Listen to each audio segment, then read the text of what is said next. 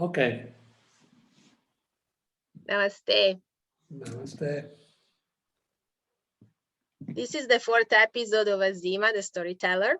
And today Azima is going to talk about the events that led to Osho's death. And that happened in the commune of Pune, second Pune. So please tell us, it's kind of a sad program maybe, but it's very interesting. We really want to know the truth of everything that happened. Yes, what happened it happened in America when Osho was arrested, and he was arrested in North Carolina in 1985. He was in jail for 10 days, or I don't remember exactly the days, but between 1 and 2 weeks. And then they transport him to Portland because the court case was in Portland. And there are 3.5 hour, 4 hour flight from East Coast to West Coast. But it took days and days to reach Portland. In these days, he completely disappeared. Not even the lawyer knew where he was. Was completely illegal. They put in bus and in a small airplane, and then they put him in one jail. Then another day they transfer with car with other prisoners. They did all kind of very nasty things to him. And in one of these prisons, as Osho say later in one discourse, he reported to Osho that one night he was in jail, and one guard came and said, "You had to change your cushion. Take this cushion." And Osho said, "Well, no, I don't want to change the cushion," but there was no way. So they put this cushion, and the day after, they keep going, transferring from one jail to another jail. And then finally, after days of this harassing, he arrived in Portland. But he felt immediately that night something happened to his body. And as he said, months later, he felt that night they put some poison on him. When he arrived in 86 in Bombay, in July 86, after being 8 months in the airplane, he was quite weak. He was weak and was already sick because the poison from one side and 8 months in living in an airplane. Imagine for such a fragile human being, and no airport was allowed him to land. In my book, all the stories, I show you the book, but it's Italian. Osho, his life and his teaching. Hopefully we translate also in English one day. But there is a Juliet Foreman that her name was Manisha, which she wrote 2 books, beautiful. It's like a diary of what happened day by day, because she was with Osho in the airplane. And so people can go and read these books of Juliet Foreman. There is all the description, all the minute description of what happened. I arrived in 86 in Bombay with very few people, very few Western. And when I saw him the first time, was August 86, I realized that his body was not the same. I mean, I'm talking as a doctor, so I realized that his body was not the same. And then I was living, he went back to Pune in the 4th of January of 1987. and I had the fortune that the master called me to live there. So I was close to him in his house.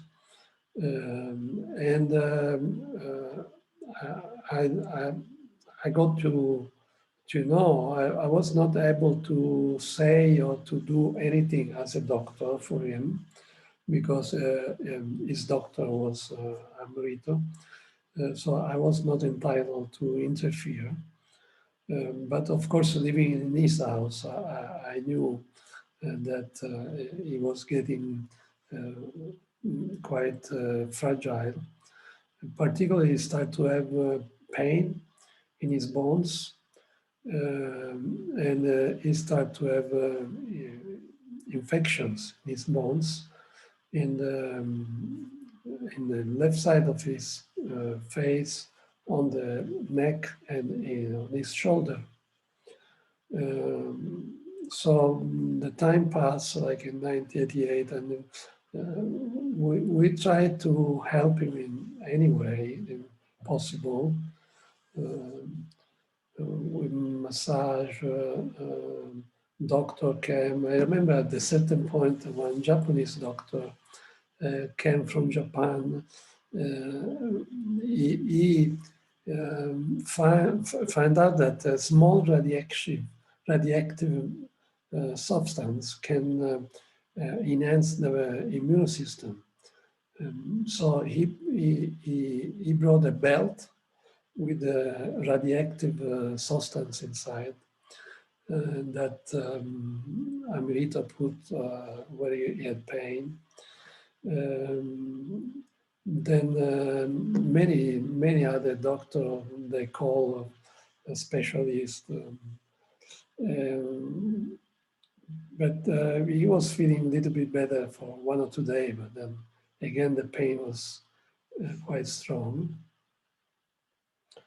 And then I remember when Amerito, his doctor sent blood to London Hospital and I think also another hospital, and they all agreed that there was some radioactive poison in his blood. So that was the orientation. But as you know, it's not easy to treat radioactive poisons. So because in 1986 I was in Italy when the master was in the airplane, and I went back as everybody. I went back to Italy. I opened my medical office in Siena, in Tuscany. I thought the story was over. Like most of us, we thought, okay, the story of the commune is finished. So I started to practice again as a homeopathic doctor, and I started to do a training in bioresonance medicine. And I had the fortune to meet the inventor, Dr. Morel, a German doctor, who created this machine called Mora machine, after it was called bioresonance medicine. So after 1 year, I was living in Lao and I suggest that there are these machines that can diagnose, also can treat the master. But because I was not very, Amerito never really liked me and never really respected me as a doctor. He thought, I think, only English doctor are a good doctor. I don't know, something like this. But and he never told Osho that there was this possibility. So months pass. I think we are already in 88, something like this.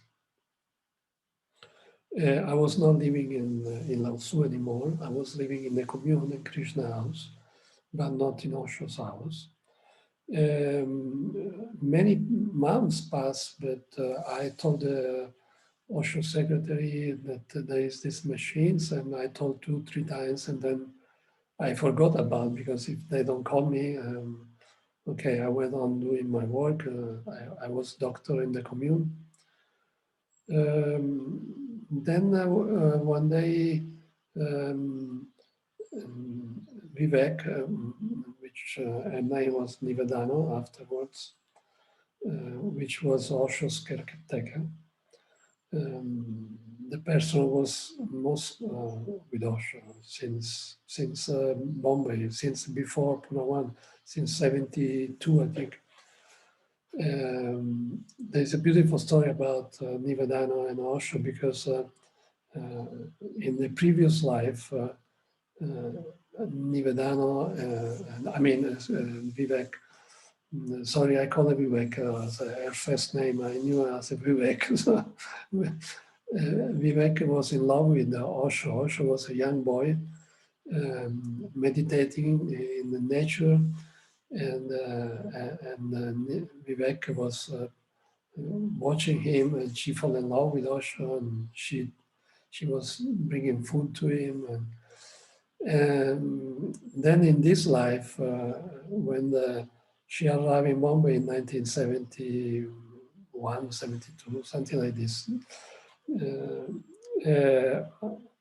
Osho told her one day, do you remember now? You remember me?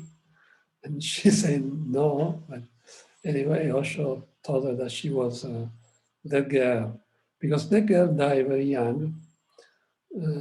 So she took her body and she became Vivek. So Vivek came to me. She was a very strange person, very private. She never was part of the commune. She was with Osho all the time, taking care of him 24 hours a day.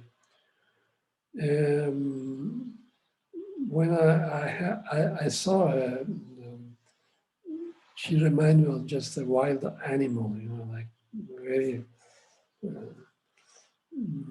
very much protecting Osho. She asked me, Azima, you have this machine that can treat our master? I say yes, so I explained a little bit. And a few days later, Jayesh, Marito, and Vivek, they called me. And they asked me how this machine are working, and I explained to them. And finally, Jayesh told Marito, go to Osho and tell about this machine. I have the brochure, I give the brochure. And Osho loved this machine, and immediately he wanted this machine. So anyway, the machine arrived. It was very, very difficult to have these machines in Pune, in India, because there were only few units in Europe. So we treat him with these machines, but not me. There was Osho's stick on a Dr. Zima again. I was the only one who knew this machine, but Osho didn't want me. So I called a doctor from Geneva. He arrived, he treated Osho. And when he left after 1 week, because Osho was feeling better with these machines, the pain was less, especially in his shoulder. So he say, Azima, you explain everything to Anubuddha, which was a therapist with massage, rebalancing massage. So I had to explain to him, and I had to stay outside the room. And if he had any problem, he was coming outside the room, asked me what to do with all these notes and all these frequencies. Anyway, Osho liked it. That was an important thing. And he did it for many, many months. He did it for many, many months. But his health deteriorated more and more, and he undergo too many surgery in the teeth, and then he had in 89 the surgery from Dr. Modi, an Indian doctor, specialist of surgery in the maxillary bones. Because you see what happened in his body, the bones were infected. So there was infection going in all his bones. He got this surgery, and then he got also surgery from another surgery, Dr. Jog. Dr. Jog, he gave a surgery in the ear because the infection was in the ear. So he undergo a very difficult, very, very tough time for his body. These things are discussed in my book, My Life with Osho, where I explain in English. My Life with Osho is my diamond book. Yeah, I read the book and I remember some of the things. So, Yeah. and Osho was relatively young still, so it was not, I mean, 80 was in his 60s, right? He was still very, I mean, he was not old, but he was suffering so much for all these things. He was quite young, he was 50, yeah. 58. Oh, 50, it was not even 60 yet, so yeah. Yeah, and but he came still outside and give discourses, and at the end he didn't talk anymore. It was just we were meditating with him in silence, which he told us in the first commune, when you will be ready, we will stay in silence together. We will communicate in silence. So finally, he got his people, and we were ready with meditation to be in silence with him. So the last few months, I don't know, 6, 7 months, I don't remember how long, but at the end we stay in silence with him. And there was a very, very, the peak of meditation we reached with him. Thousands of people in silence with him. It was very beautiful. But back to his health, well, he got all this surgery. I was concerned, of course, as a doctor. We were all concerned. But deep down, we thought he was going to live for 3, 4 more years, 5 years more. We were hoping that he was able to stay in the body. But then something strange happened. He said he wants a new bedroom.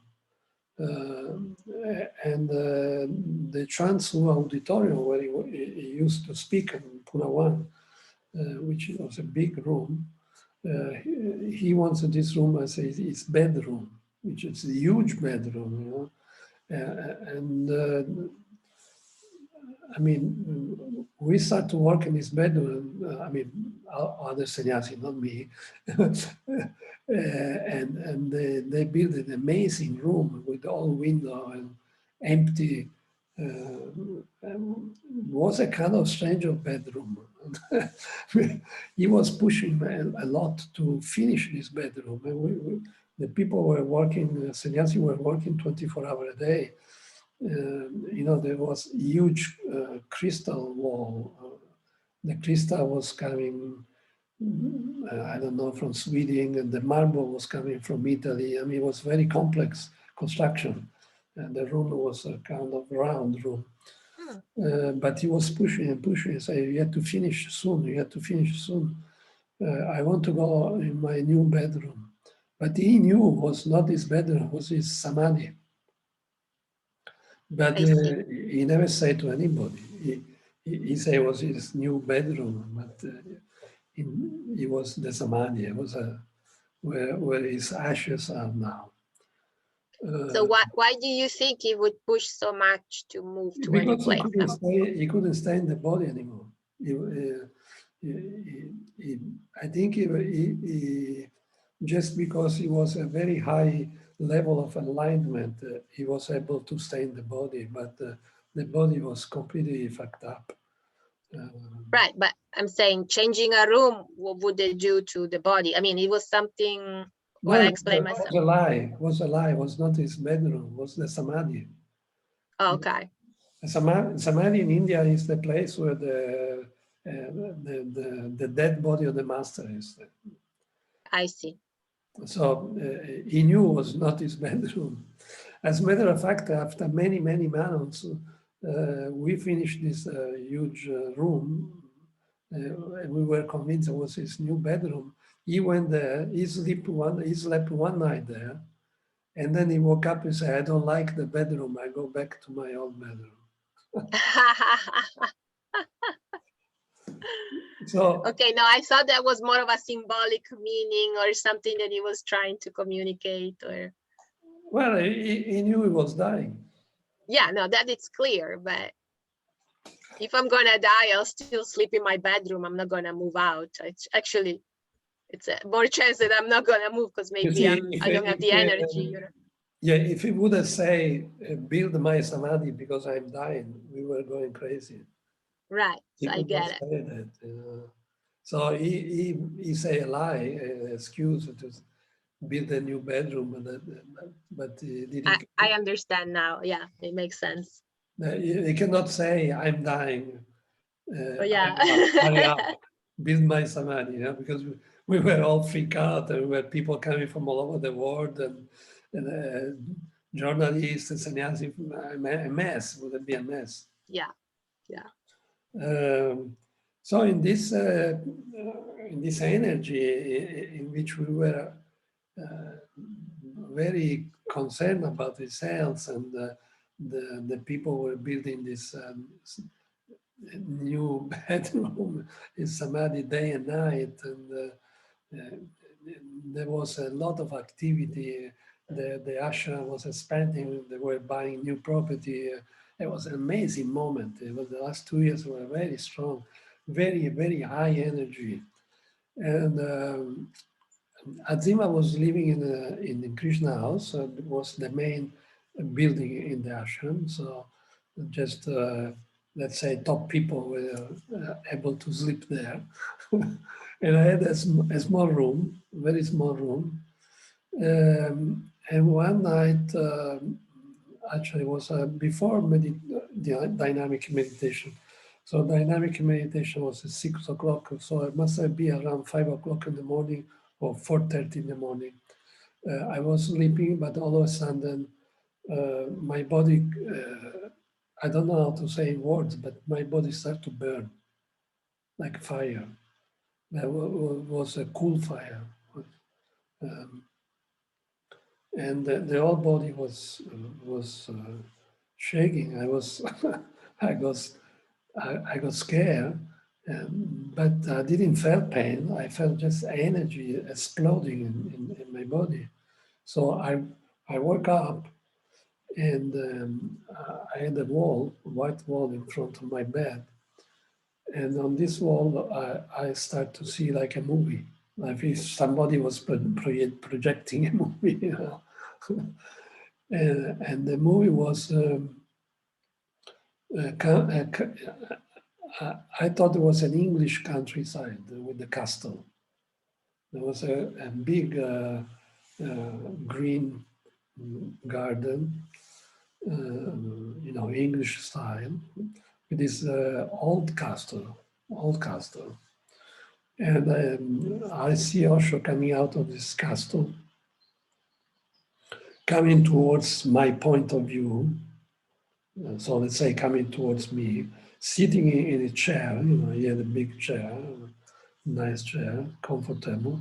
And after all sannyasi coming out of the castle, were coming towards him, and we all sit around him, like we were doing every day in the Buddha hall.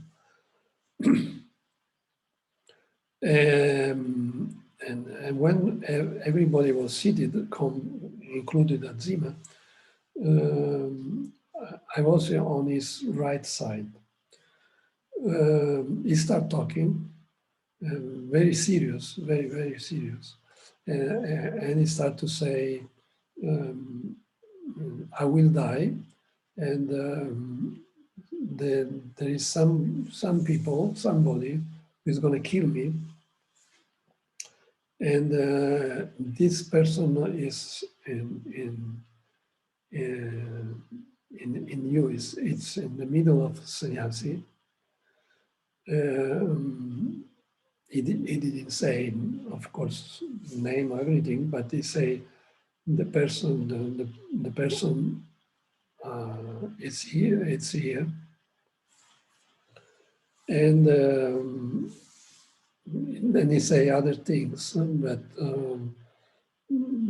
the main thing I remember that we were all shocked. And then he finished this talk saying, Azima, you from now on you will be sitting on my right side. So I was quite shocked. Then all of a sudden this castle disappeared, everything disappeared, and a sauna appeared. And in this sauna there is Kavisha, Yogi, and me. And we are the three of us very, very concerned. Kavisha was in charge of the mystery school. And I tell Kavisha, what we have to do? They're going to kill our master. Kavisha, what do we do? And Kavisha told me this vision. It's a vision, a very clear vision, very clear, like a movie. There is nothing we can do. But here inside this sauna, we are safe. So just wait. We are safe, but there is nothing we can do to protect our master. And so the vision all of a sudden disappeared. My body became normal. The fire inside me cooled down. I was shocked. So after the dynamic, I went to Yogi. He was living near me, the next door. And I told the vision. Yogi was very concerned. He said, let's go to Kavisha immediately. We went to Kavisha, the both of us. I told Kavisha the vision. You had to understand Kavisha was like a kind of a second master in the commune. She had her own disciple. She was totally esoteric. So she heard my vision and she was shocked because for the vision, but mostly because the day before, a friend of her called her from California. Kavisha was living previously in California. And this woman was a seer. And she told Kavisha on the phone, I had a vision, they're going to kill your master. So try to protect your master because I had a vision that they're going to kill your master. And she was shocked that I had the same vision. So she called Anando, Osho's secretary at that time, and she told Anando to go and tell Osho what is happening. The day after, Anando came back to Kavisha and report to Kavisha that after Osho heard my vision and the vision of this seer in California, he didn't say a word. Nothing. He said nothing. He just stay in silence, keep silent in his room. And so I'm sorry, go ahead. I have a question. Yeah, tell me. So this vision, what do you think it is? It's kind of like probably Osho transferred to you this knowledge, or I mean, how does a vision like that work? It doesn't just happen. It just probably the master was talking to you to tell you that in order that you could see that and then report to others, or it's just a premonition you had?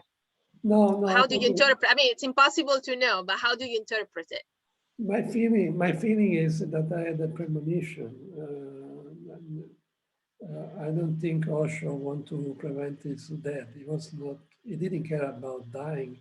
You know, he was keeping his body with a lot of effort. He was keeping his body, but the main thing I understood clearly how love for him kept him alive. He was supposed to leave the body years before, but because we love him so much, the love we had for him kept his soul in the body. We kept him alive, but his body was fucked up, and he was, since almost 40 years, he was enlightenment. You know, maybe few people know, but when you get enlightenment, most of the people die because the energy is so strong, you cannot stay in the body. And also, you don't care anymore about this stupid materialistic world. So most of the people leave the body. Some people stay in the body, but they don't talk anymore. They don't talk.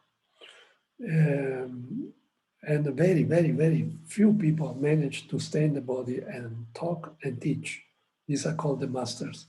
There were very few, you know, Buddha, Jesus, Mahavira, these people managed, but only few people, like only Buddha and Osho, managed to stay in the body for 40 years. It's almost impossible. But Osho was so strong, he managed. But his body was deteriorating, so I don't think it was that he say, oh, now I go to Godzilla and I tell them they are killing me. No, I don't think so. I think it was my, you know, the energy in the Buddha field was quite very strong. So Yes. we experienced many times astral body, astral traveling inside the commune between us. You know, people say, well, I saw you yesterday. I said, oh, yes, I was there. You know, we were a kind of accustomed to these things. But this, of course, was quite strong. And obviously, I was open. My mind was open in that moment. And I got this information, let's say, from the Akasha. Okay, let's put it this way. So I got this information. Well, I didn't really mean that he told you I'm gonna die in that way, but I think a master like him, he knows exactly everything that's gonna happen to him, and you know, he probably knew everything from the beginning. So maybe his knowledge yeah, you know, a master like him. So you probably, I'm not saying he did it on purpose, he was sending you a message, but his knowledge that he knew about everything that was gonna happen, you probably I just pick up this information. Yeah, picked up. Yeah. That's so fascinating. That's so crazy. Yeah. So when at the end of his life in 1989, few things happened. So now let's finish the story. One thing that happened was very strange. Vivek left her body. Let's put it in this way. And in the same time, Osho started to come out afterwards. She left her body 1 month before, more or less, of Osho. I think she knew that he was dying, and that she could not stay without him. So she preferred to leave the body. Yeah, that's also controversial. I read different documents about her death, and there's different stories, different. So you tell us what you think. Well, I can tell you my experience. Vivek, the last few months, they put her out from Lao Tzu, which was she was Osho caretaker for 15 years. They put her in Krishna House, the place where I was staying. And she was very, very, very, very, very depressed and under heavy treatment for depression.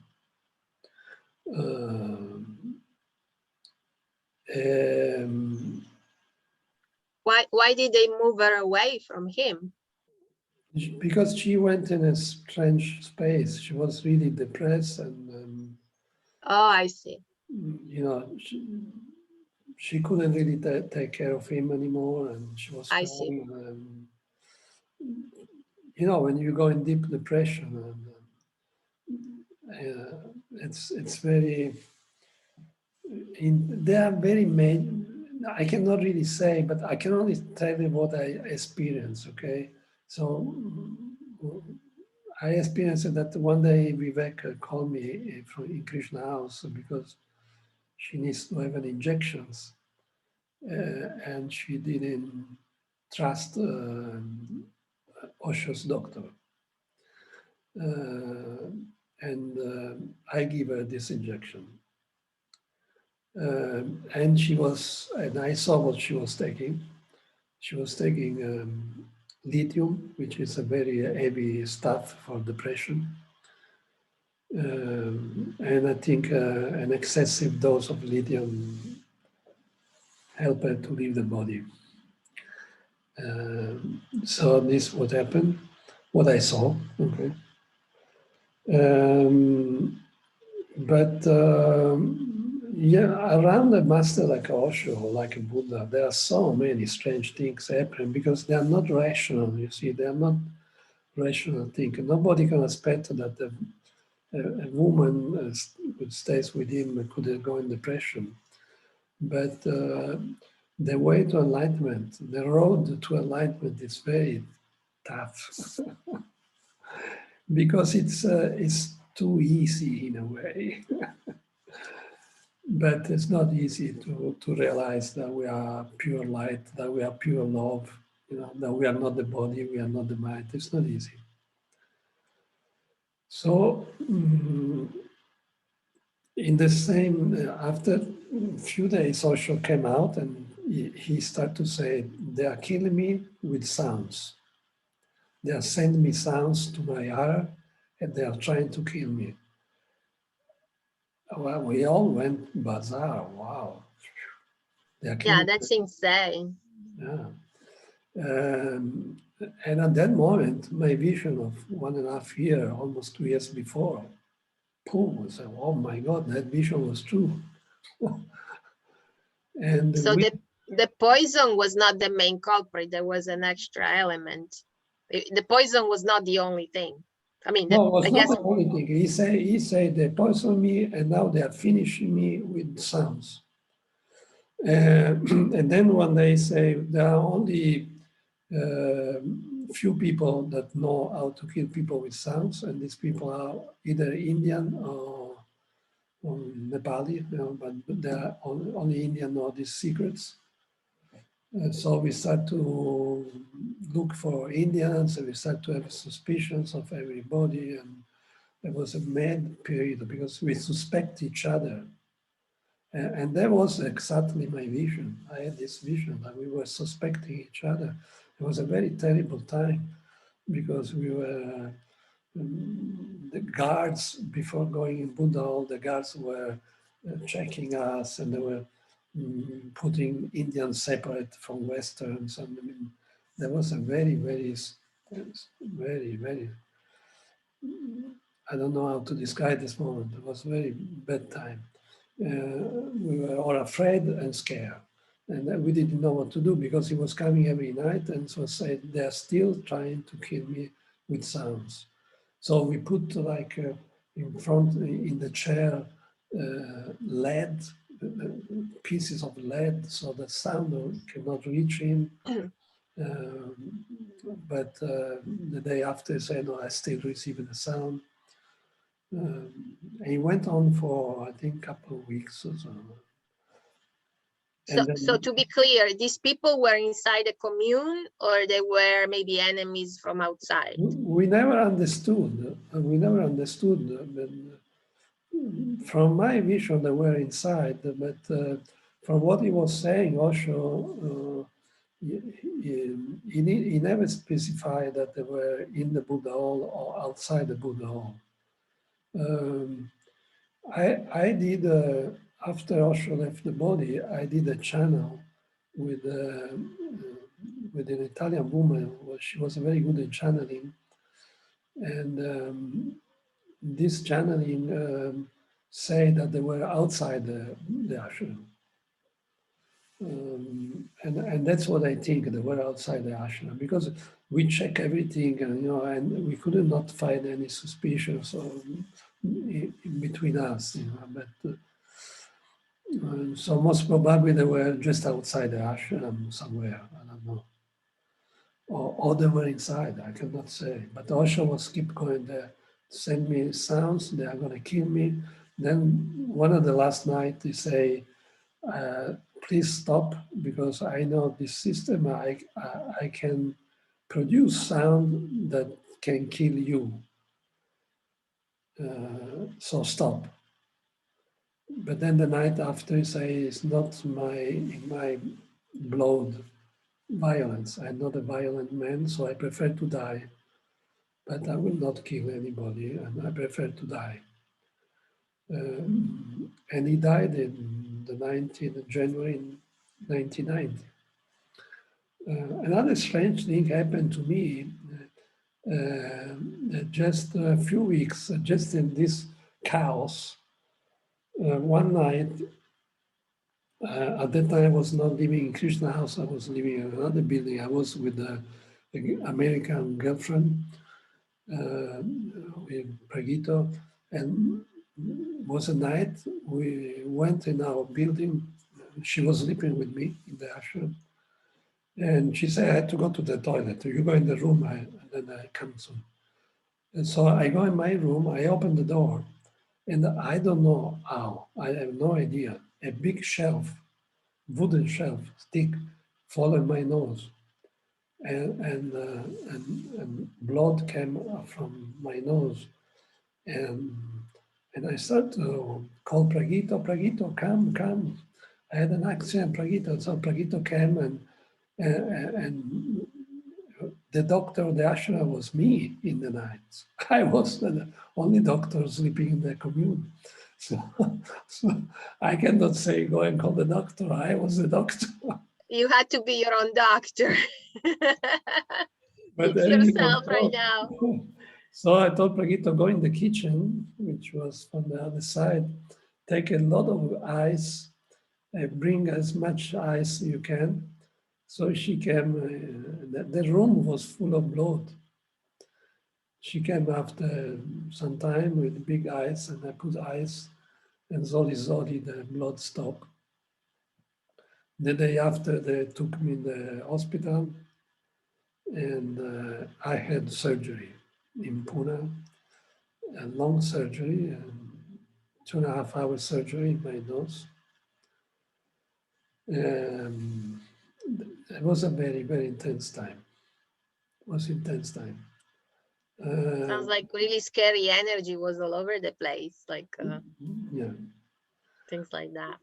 Yeah, and then one night, me and Pragito, because Osho the last days was not coming outside. He was very, very weak. The last time we saw him coming, he was, in Namaste, and he was trembling, really trembling. And I tell you, Amrito told me after he died, the last months, he had 5 to 6 heart attacks a day. And still, he was coming out to stay with us. So when the last days, he was very, very, very weak. So sometimes he was not coming out. So we were in bed with Pragito, and we said, oh, tonight we didn't go to Buddha Hall, so Osho is not coming. Let's stay in bed. And at a certain point, we heard people screaming, yelling, Osho's dead, Osho's died, Osho's died. So we were shocked, and Pragito put a robe and jump outside to go to Buddha Hall. And I told myself, Azima, be cool, be quiet. stay aware. So I rest very slow. I went very slow to Buddha home. I enter from the back of the podium. I sit near the podium. And as soon as I realized that he was really dead, I lost all my control and I start crying, and I cry all the time. And after a while, then they brought Osho's body. They put it in the podium, and we dance.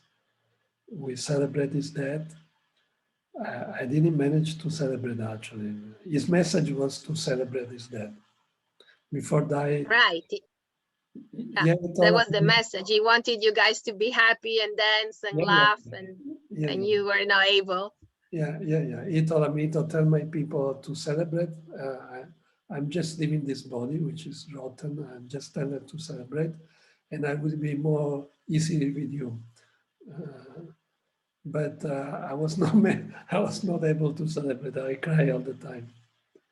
And then after 20 minutes or so, he was on the podium, and they took him, and we went outside the ashram in the street, and then we took him to the burning guts. In the burning guts, there was thousands of people around him singing and dancing. And his brother put the light, and we keep going, celebrate with his body burning. It was an amazing experience. Osho, I remember Osho say many times, the most intense experience for a disciple is when he's with the master dead and they are burning his body. That's the most important moment on the life of a disciple. After maybe 1 o'clock in the night, 90% of people left, went to sleep. The fire was still there, but was very small.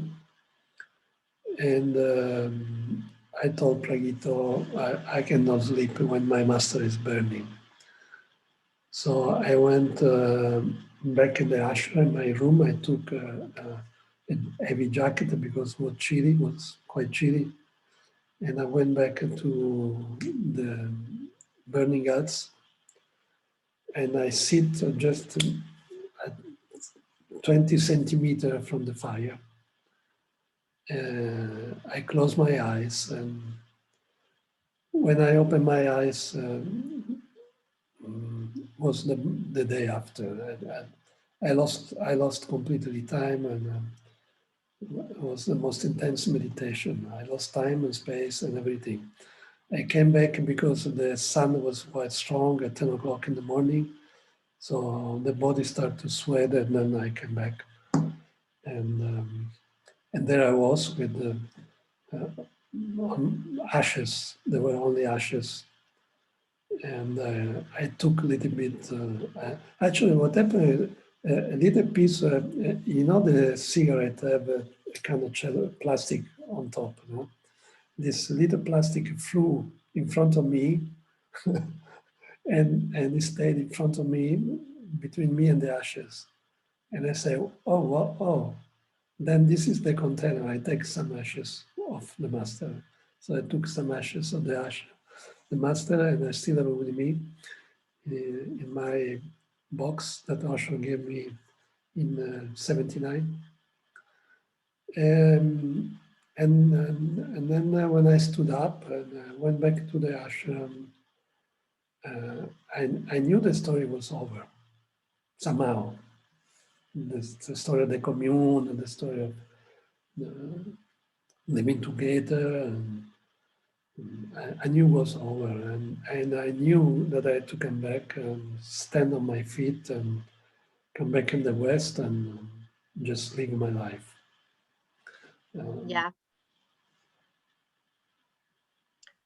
So there's a curiosity that always I have about numerology. If you look at the date of his death, it's all 19111990. Yeah. So there's a lot of 19, you know, that's 19 is a particular number for me. Even before COVID-19, I really love the number 19 for some reason. Yeah. But yeah, I find it so interesting. So some people say numerology is just a coincidence, but I don't think anything is a coincidence with Osho. So no. You see, Osho was really esoteric. He talked about esoterical stuff in the beginning, before Puna 1, in Puna 1, but then he stopped talking about esoterical stuff. But there were a lot of esoterical stuff happening around him, a lot. Like as I said before, many astral traveling in the commune between us. Many people saw Osho in the astral body, in the commune.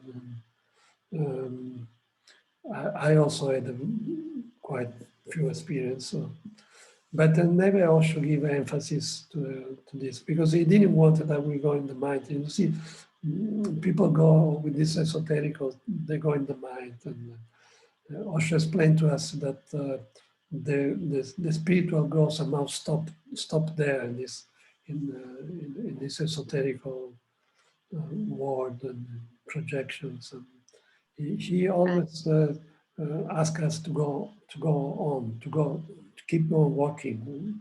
beyond, yeah. Yeah, Buddha expressed this gate gate parasangate, which means go on, don't never stop. You know. Okay, Keep moving, keep going. Yeah. You had the vision, you had this astral body traveling. I'll say go on. You know, there is much more. Yeah, exactly. But and also another thing, then I'll let you go. It's getting late. But I saw the video before he passed away. I mean, before he left the body, I should say. There was the beautiful video of the last namaste that he did. So you were there, right? I mean, you were, of course you were there, but do you have any memories of that? There was a very long namaste. He really put a lot of energy. The last time that he appeared to, you know, to you guys. And yeah. so, It was you remember. his last send off. You know, It was so long beautiful. time. Yeah. We thought he never goes out because he was trying to go and then he was come back, and it was very beautiful. You know, see, Osho was so sweet, so sweet. Yeah. He was like a little baby. You know? But in the moment, you didn't know that was going to be the last one. No. We never thought about it was leaving the body so soon. I thought it before. Even Neelam, the Indian secretary, one day we talked when Osho left the body after, and she said, not even me, I was thinking, she said, I was thinking he wouldn't live 1 or 2 more years, but nobody thought it was, you know, he was very good in hiding his death to us. This is so interesting. Yeah. I hope this story can, in the future, help people to understand what is a living master. It's an amazing, it's like a unique flower in existence, you know. And in this moment, it's very important Osho's message because now people can understand he was and he is the greatest rebel of humanity, of all humanity, a great rebel. And I think we had to absorb his message to rebel against whatever is happening now in the planet. But rebel doesn't mean to go and fight, okay? That was not Osho's message, not Osho's understanding as a rebel.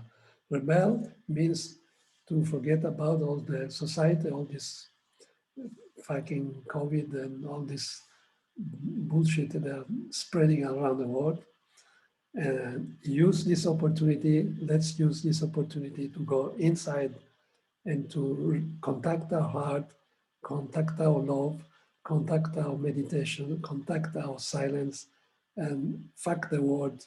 The society as it is not worth to live.